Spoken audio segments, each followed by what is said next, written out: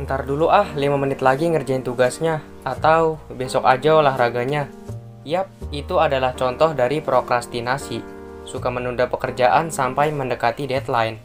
Mungkin secara sadar atau nggak sadar, kita seringkali prokrastinasi. So, di video ini gue akan membahas apa itu prokrastinasi dan bagaimana kebiasaan ini bisa mengganggu produktivitas kita dan apa solusinya.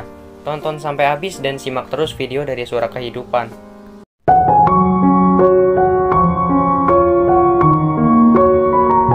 Prokrastinasi adalah kecenderungan untuk menunda-nunda pekerjaan atau tugas-tugas penting.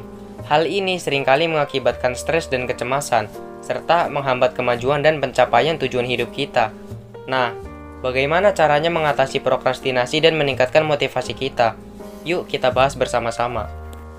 Dilansir dari Psychology Today, prokrastinasi dianggap sebagai masalah yang sering terjadi dan dapat berdampak negatif pada kesehatan mental dan produktivitas seseorang. Faktor-faktor yang dapat menyebabkan prokrastinasi meliputi kekhawatiran, rasa takut, rasa malas, atau kurangnya keterampilan manajemen waktu. Untuk mengatasi prokrastinasi, disarankan untuk membuat daftar prioritas, menentukan jadwal, menghindari distraksi, dan memotivasi diri sendiri.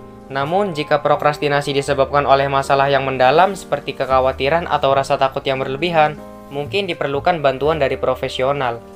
Lalu, bagaimana cara kita mengatasi prokrastinasi? Pertama-tama, mari kita kenali terlebih dahulu penyebab dari prokrastinasi. Beberapa penyebab umumnya adalah kecemasan, rasa takut gagal, kurangnya motivasi, atau kurangnya rasa percaya diri. Hal ini seringkali membuat kita merasa malas dan enggan untuk melakukan pekerjaan. Selanjutnya, membuat rencana dan mengatur prioritas. Untuk mengatasi prokrastinasi, kita perlu membuat rencana dan mengatur prioritas. Cobalah untuk membuat daftar tugas dan menentukan prioritasnya. Kemudian, buat jadwal waktu untuk menyelesaikan tugas-tugas tersebut. Hal ini bisa membantu kita untuk lebih terorganisir dan terfokus dalam menyelesaikan pekerjaan. Selanjutnya, mengambil tindakan dan melakukan tindakan kecil. Setelah membuat rencana, langkah selanjutnya adalah mengambil tindakan. Kadang-kadang merasa overwhelmed dengan tugas yang harus diselesaikan, membuat kita enggan untuk memulai. Nah, untuk mengatasi hal ini, kita bisa mulai dengan melakukan tindakan kecil terlebih dahulu. Kayak nyelesain tugas yang mudah atau memulai pekerjaan dengan durasi waktu singkat. Ini bisa membantu kita untuk mengatasi rasa malas dan enggan, dan membangun momentum untuk melakukan tugas-tugas yang lebih sulit. Selanjutnya, menghadapi kecemasan dan rasa takut gagal. Kecemasan dan rasa takut gagal seringkali menjadi penyebab dari prokrastinasi. Untuk mengatasi hal ini, kita perlu belajar menghadapi kecemasan dan rasa takut gagal dengan cara yang positif. Kita bisa mengambil langkah kecil terlebih dahulu, mengasah keterampilan, mencari dukungan dari orang lain, atau memperkuat rasa percaya diri kita. Terakhir, kita perlu meningkatkan motivasi kita.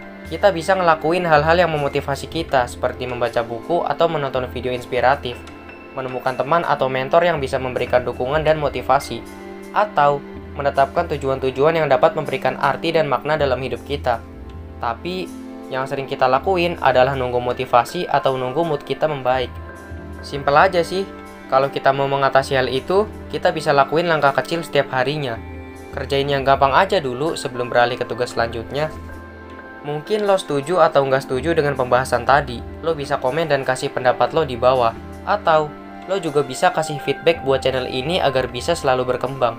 Terakhir, kalau lo suka video ini jangan lupa like, comment, share, dan subscribe. Dan jangan lupa juga untuk follow sosial media lainnya dari Suara Kehidupan. Thanks.